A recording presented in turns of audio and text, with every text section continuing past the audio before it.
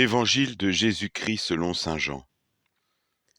En ce temps-là, Jésus disait à ses disciples : « Puisque vous me connaissez, vous connaissez aussi mon Père. Dès maintenant, vous le connaissez et vous l'avez vu. » Philippe lui dit : « Seigneur, montre-nous le Père, cela nous suffit. » Jésus lui répond : « Il y a si longtemps que je suis avec vous, et tu ne me connais pas, Philippe ? Celui qui m'a vu a vu le Père. Comment peux-tu dire : montre-nous le Père ? Tu ne crois donc pas que je suis dans le Père et que le Père est en moi ?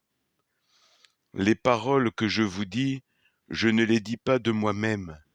Le Père qui demeure en moi fait ses propres œuvres. Croyez-moi, je suis dans le Père et le Père est en moi.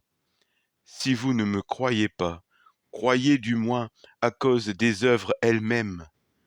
Amen, amen, je vous le dis, celui qui croit en moi fera des œuvres que je fais. Il en fera même de plus grandes, parce que je pars vers le Père, et tout ce que vous demanderez en mon nom, je le ferai, afin que le Père soit glorifié dans le Fils. Quand vous me demanderez quelque chose en mon nom, moi, je le ferai.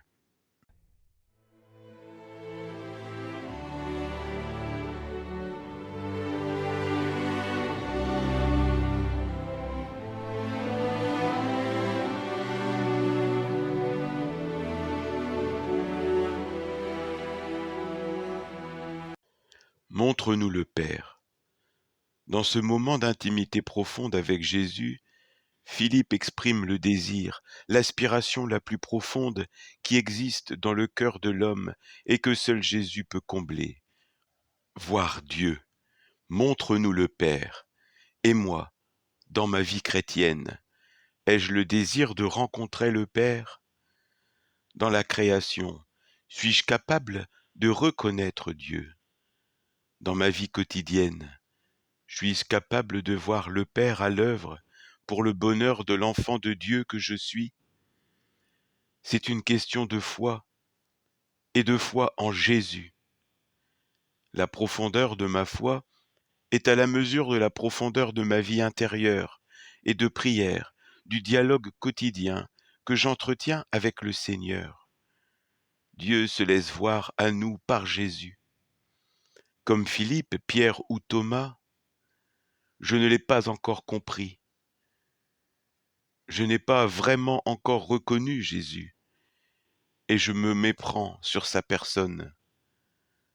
Tout ce que j'ai besoin de savoir sur le Père est donné en Jésus, le Christ.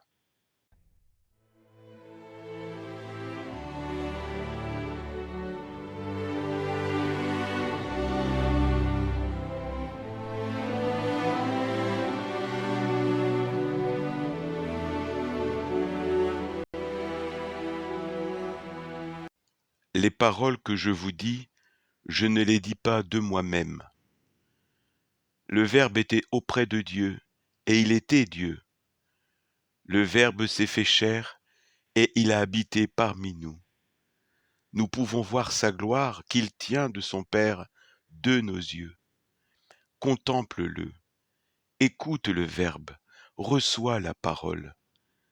Jésus, Verbe incarné, et parole de Dieu lui-même, envoyé par le Père, il est à la fois le messager et le message. La création commence par une parole divine. Dans l'histoire du peuple de Dieu, Dieu se révèle avant tout par l'intermédiaire de sa parole. L'œuvre de création de Dieu se poursuit dans la parole du Père, en Jésus-Christ, le Fils, et par l'Esprit Saint. Suis-je convaincu que cette parole est la nourriture vitale à ma vie d'enfant de Dieu, à ma vie en Dieu qui me sauve ?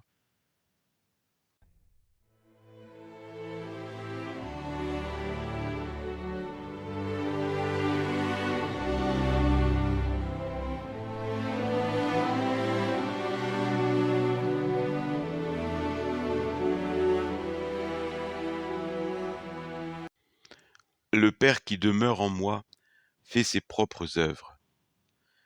Toute la vie de Jésus, sa parole et son action sont le lieu de la manifestation parfaite du Père, parce qu'il est uni à lui par une communion parfaite.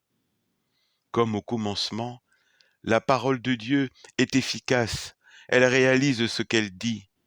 Ainsi, si nous n'avons pas foi immédiatement dans la parole de Jésus, nous pouvons croire sur l'expérience de ce qu'elle accomplit en nous et dans notre vie. Cette parole, nous sommes invités à la porter au monde par nos œuvres qui seront plus grandes dans la force de l'Esprit. Les œuvres de Dieu pour nous, c'est sa miséricorde. Nos œuvres de miséricorde ne sont pas des prodiges stupéfiants, mais des témoignages concrets d'une vie donnée que les disciples, animés par l'Esprit donné par le Christ, donneront au monde pour qu'il croie.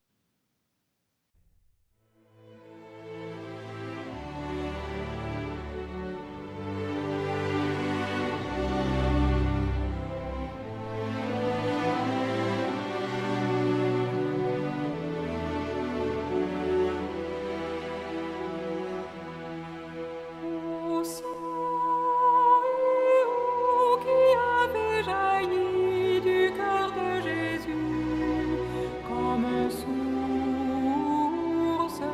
de miséricorde pour nous, j'ai confiance